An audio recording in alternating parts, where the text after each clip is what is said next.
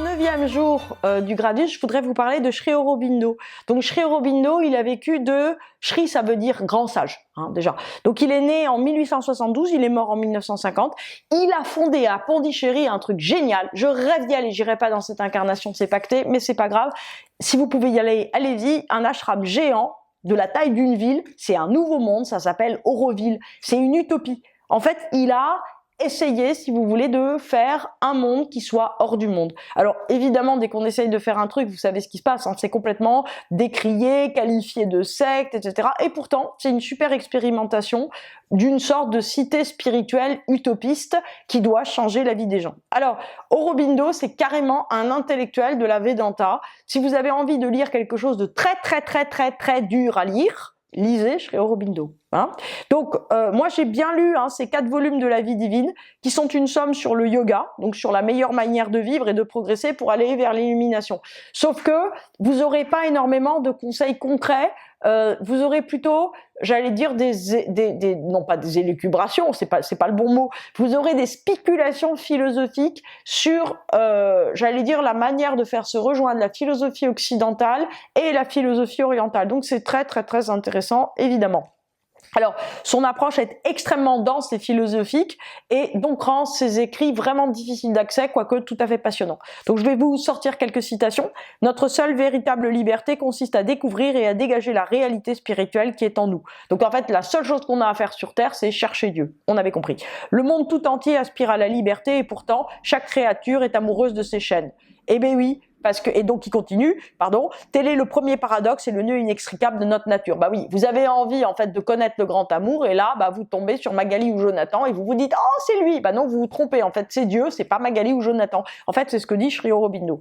En fait, le seul sujet du monde pour Sri Aurobindo, c'est de prendre conscience de notre enfermement, de notre englument, de notre enfoncement, de notre stupidité, et de vouloir absolument en sortir pour rejoindre Dieu. C'est-à-dire, en fait, faire sauter les coques de l'ego pour se retrouver, on va dire, petite goutte dans l'océan infini de l'univers. Voilà.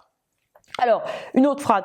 Derrière toutes les grandes religions, c'est-à-dire derrière le côté exotérique de leur foi et de leur espoir, de leurs symboles, derrière les vérités éparses et les limitations des dogmes, il existe un côté ésotérique de discipline intérieure et d'illumination spirituelle qui donne la possibilité de connaître toutes les vérités cachées et de les réaliser. Donc, en gros, ce qu'il dit, c'est que dans chaque religion, dans toutes les religions, il y a la même sagesse et que l'idée, c'est pas tellement, en fait, d'essayer de s'attacher à des dogmes ou des pratiques extérieures, c'est de réaliser Dieu à l'intérieur, de réaliser, en fait, le cheminement, le chemin qui part de vous pour arriver, on va dire, à traverser vos limitations à vous pour rejoindre, on va dire, une dimension beaucoup plus absolue.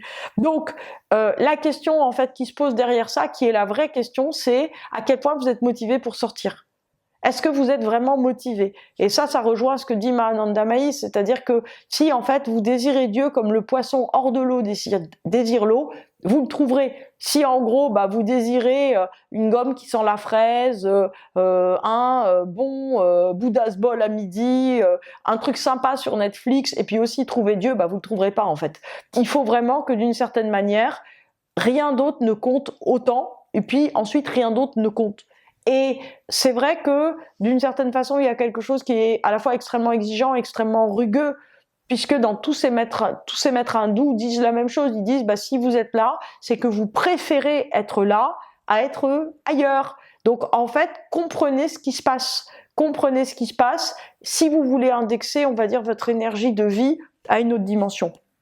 Alors, moi, ce qui m'a le plus marqué chez Aurobindo, c'est sa profondeur philosophique et intellectuelle.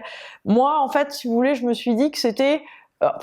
honnêtement, si vous voulez, à la fois, il me tombe des mains, pour être tout à fait honnête, et en même temps, je me dis, mais il est tellement intelligent. Donc, je me rappelle que... Alors, j'étais jeune, mais j'étais un peu plus vieille quand même. Je devais avoir 25 ans, ou un truc comme 25 ans quand je l'ai lu. Et en fait, si vous voulez, je me rappelle que je me forçais à en lire au moins 10 pages par jour.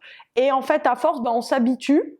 Et en fait, ça devient de plus en plus intéressant. Donc en fait, ce que je vous conseille, c'est vraiment de lire 1 volume, 2 volumes, 3 volumes, 4 volumes, puis de recommencer. En fait, à force, en fait, vous allez vous habituer et vous allez commencer de vous dire, tiens, mais quand même, en fait, il y a une sagesse très profonde qui est là. Mais ce qui est clair, c'est que Aurobindo a une tonalité qui est beaucoup plus intellectuelle. Donc en fait, si vous voulez, il vous attrape par l'intelligence. Beaucoup plus clairement.